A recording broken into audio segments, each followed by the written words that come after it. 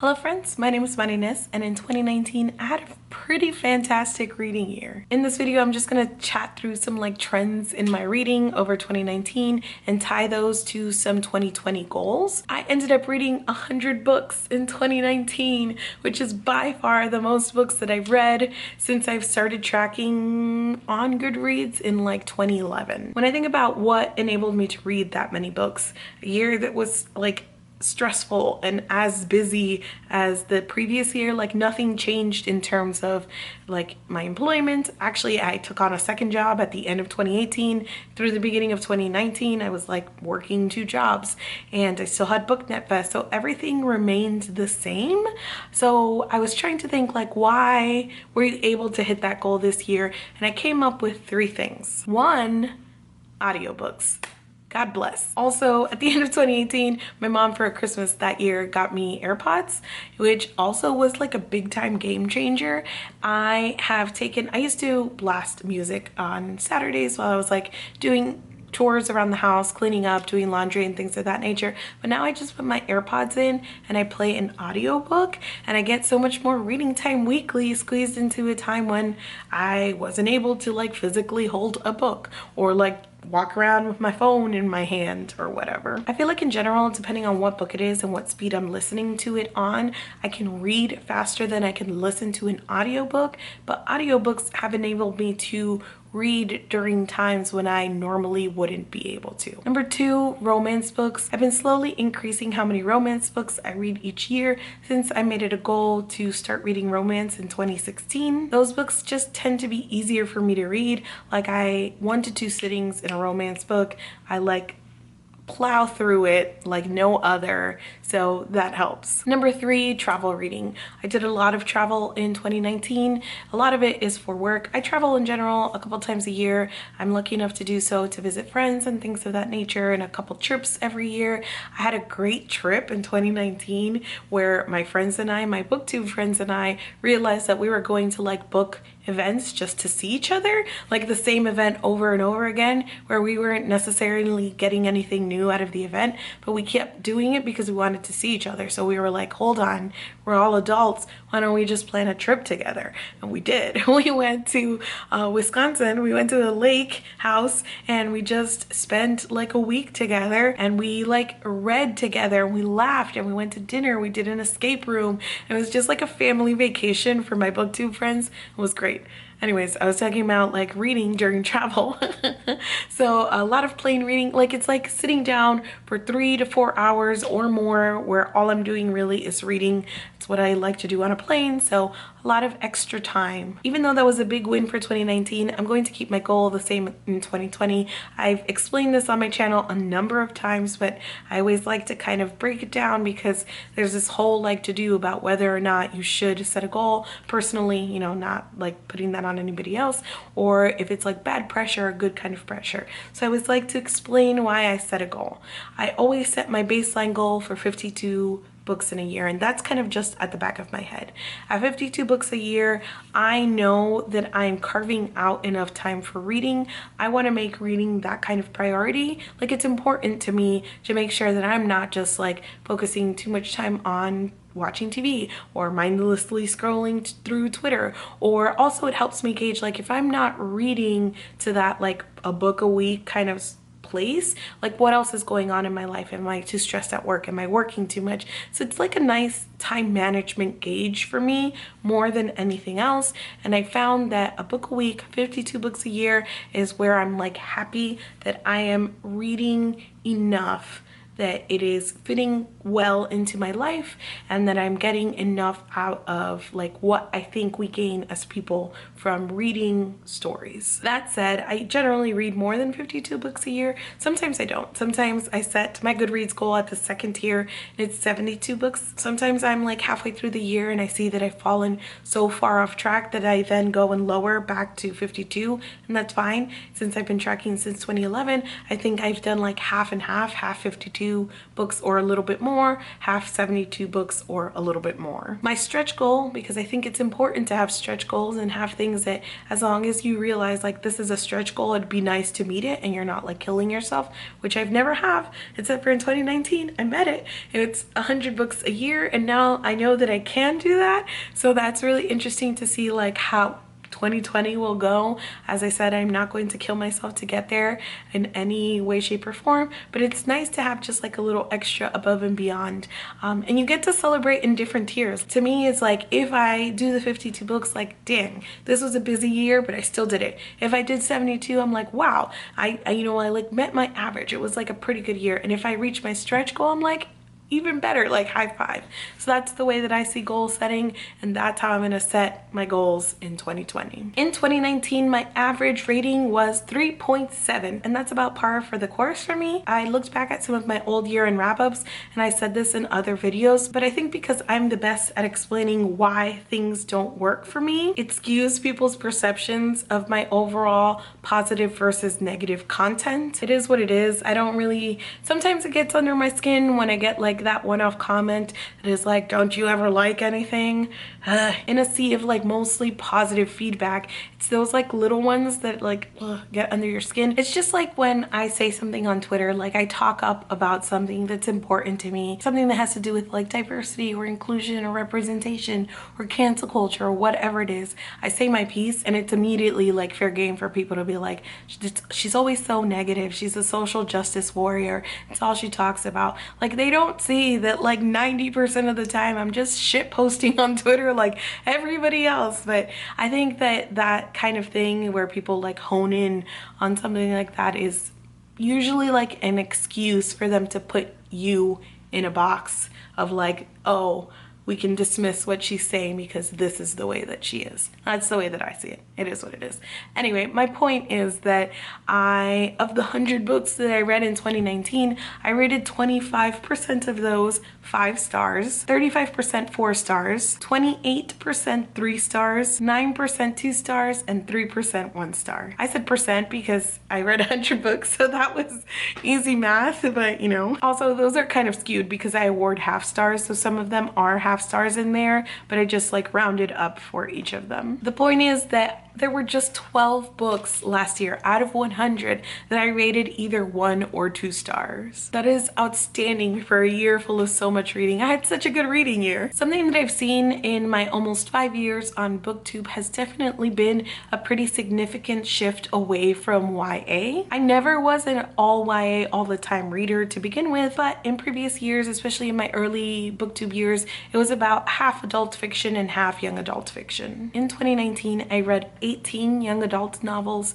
6 middle grade novels, and the remaining ones were all adult. I know that there's this whole discourse around young adult fiction and being an adult reading young adult and the pervasiveness of young adult fiction on BookTube, but no, I'm not doing any of that. I'm not. I have a soft spot for coming of age stories, and I think that there will always be really good ones to find in young adults because so much of capturing that age range is that idea of coming into oneself. I feel though as I get older and as I lean further into romance and into fantasy, the further away from YA I personally will get. I also looked at some like broad genres for these books, and this is 100%. It drove me kind of wild to do this because I was like, you know, like nitpicking, but then I was like, just take a step back and do some broad strokes here. This is obviously like an imperfect science because there are books that combine genres. And for instance, I counted all of the books that landed into romance,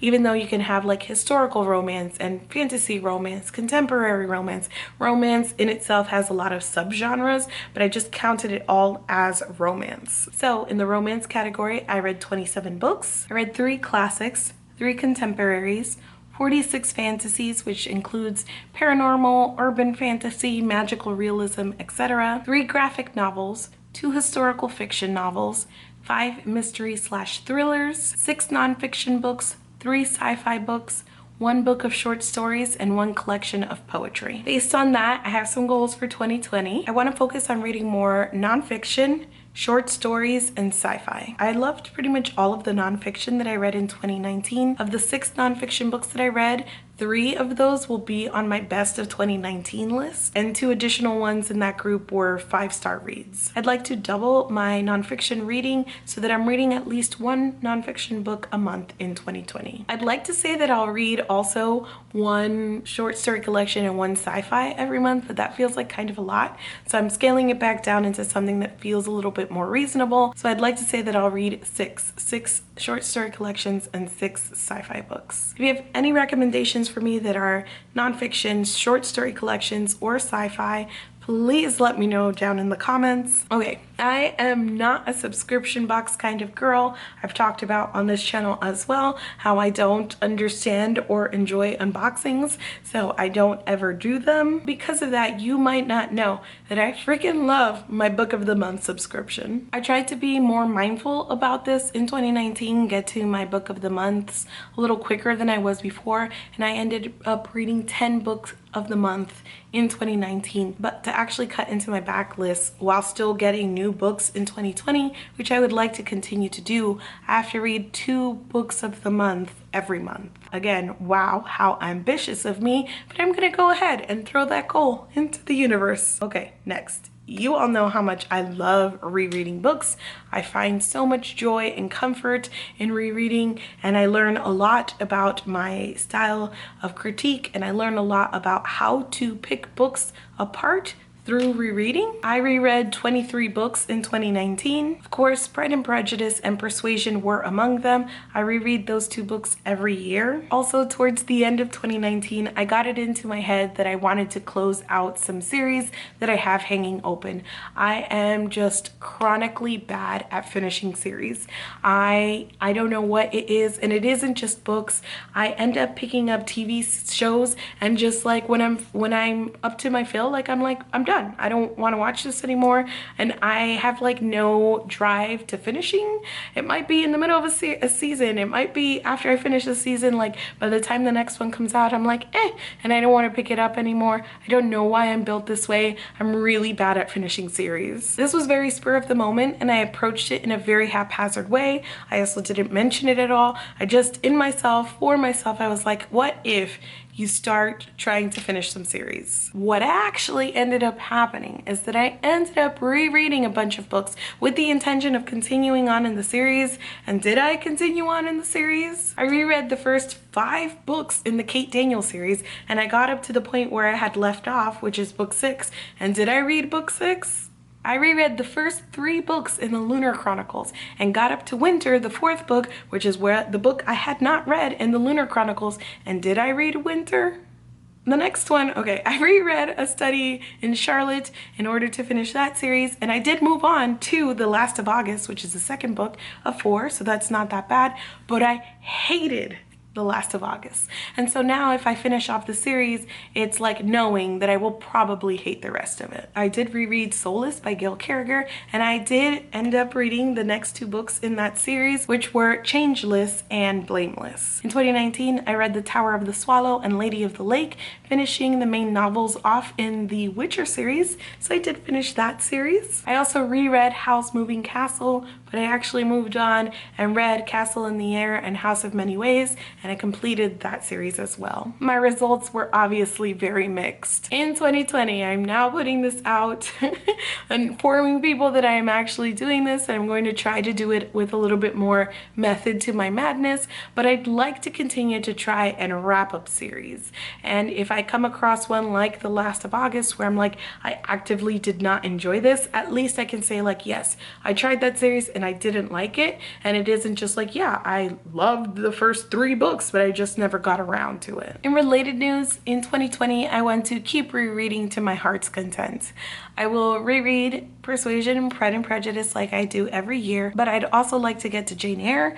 I didn't read it in 2019, and I tend to read that one every other-ish year, so it's a Jane Eyre year. I don't have other specific rereading plans. I kind of just go with the flow, whatever I'm feeling in my heart. I will probably read about the same, like 24 books, I feel like. That's rereading 2 books every month. That feels about right to me. Channel-wise, it is always my intent to get you guys regular quality content.